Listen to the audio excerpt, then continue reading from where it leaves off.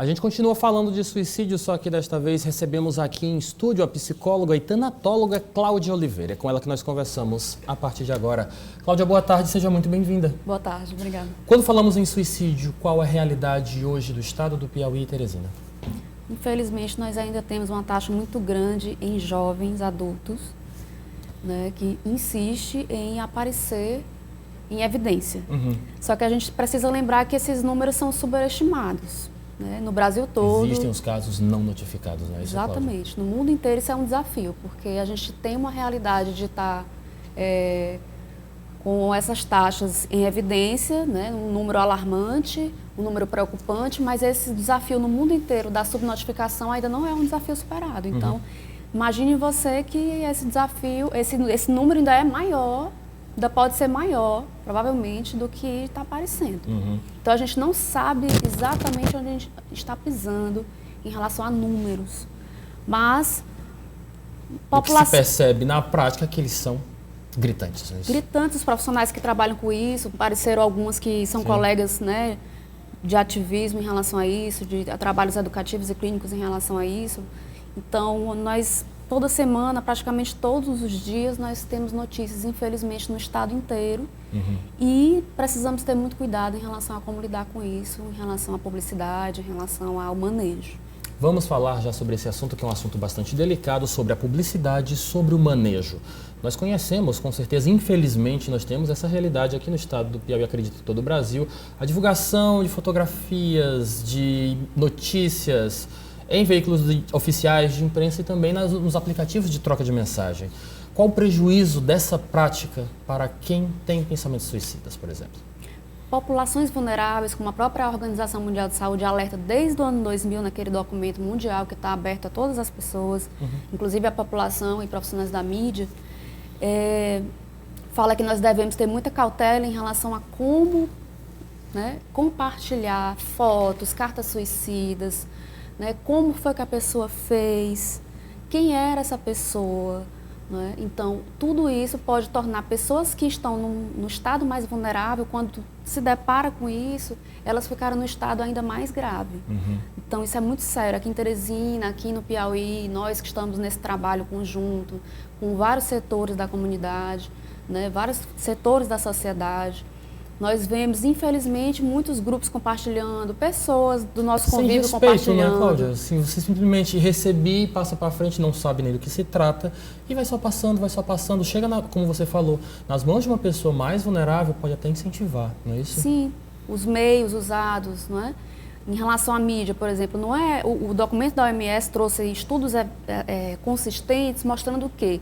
Que não é a publicidade em si que faz com que os jovens e adolescentes fiquem em risco, por exemplo, que foi o público que eles viram nos estudos, que ficaram mais em risco em relação a essa publicidade. Mas publicizar o modo, né, o modo do que aconteceu, as publicações sem cautela em relação a isso, aumentava não o suicídio, mas o modo, as tentativas ficavam aumentando em relação ao modo que foi divulgado. Eu sei. Isso. Nesse contexto, falando sobre suicídio, qual a importância na tentativa de se precaver, de se prevenir do falar, do conversar, do partilhar o peso? Então, a gente sempre costuma falar nesse meio em relação a isso, que é importante pedir ajuda, mas às vezes a pessoa realmente tem muita dificuldade, né? Como a gente viu alguns casos das colegas falando que às vezes tem transtornos mentais envolvidos, às vezes tem uma situação mais complexa, e o suicídio em si, ele já é um fenômeno complexo, né? Os especialistas têm dito isso. Ele é um fenômeno complexo e para fenômenos complexos a solução não é simples. Tem um conjunto de olhares para atuar naquilo, ações conjuntas. Felizmente, a discussão tem aumentado, as páginas sobre prevenção ao suicídio, né, o modo para ajudar pessoas, a divulgação de números. Né, o Facebook, ano passado, com aquela ação né, aquele botão que se acionava quando se identificava que a pessoa estava dando sinais de alerta e outros, né? Mas, como a Karina Okajima fala, que é uma suicidologista, ela fala que agora a gente precisa mudar um pouco de foco. Ela falou agora na Veja, recentemente, eu concordo. O foco precisa parar de superestimar o suicídio E agora nós nos juntarmos, os setores da sociedade, jurídico, né, medicina, psicologia, especialidades, né, de forma geral, não só essas, né, movimentos sociais, ativistas, e termos um olhar conjunto para gestores públicos, principalmente, não é? Para nível de saúde pública, já que é um fenômeno de saúde, um problema de saúde pública mundialmente reconhecido, o que nós vamos fazer, né? Planejamento de médio e longo prazo para, né, diminuir esse problema, para atenuar esse problema.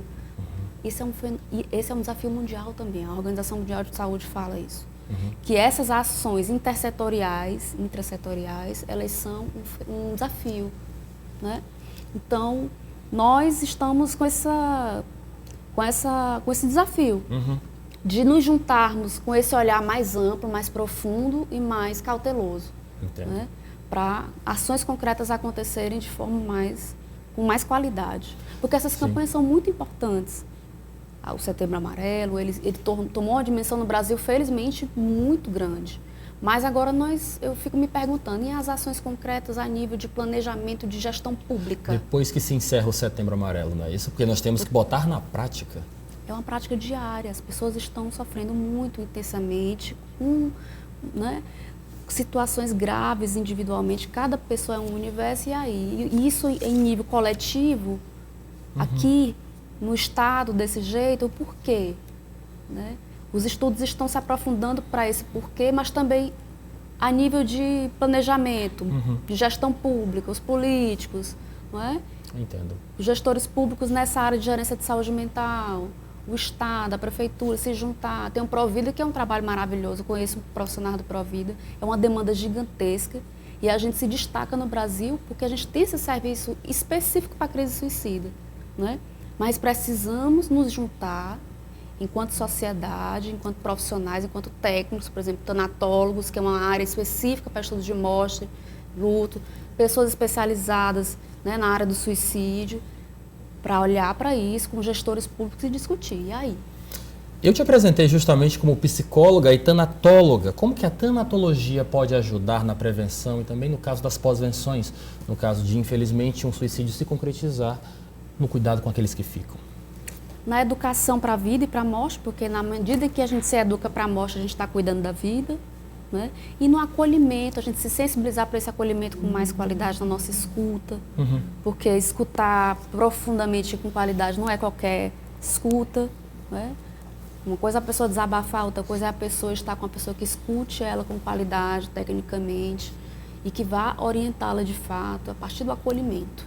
Primeiro é o acolhimento com essa dor, para que o suicídio não fique sendo uma opção.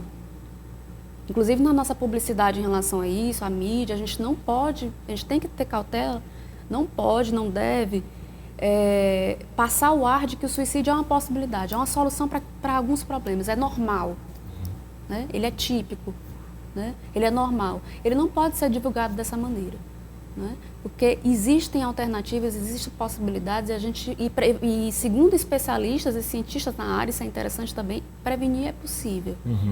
Então a gente precisa passar essa ideia e precisa passar o que não fazer, os números, como vocês fizeram, felizmente aí, né? Então a gente precisa mostrar sempre que há opções, né? Pelo menos isso, não é, Cláudia? Sim, ampliar isso, né? Com qualidade, com ética. Sim. Muito obrigado pela sua participação. Nós teremos pelo menos o mês de setembro inteiro para falar sobre esse assunto.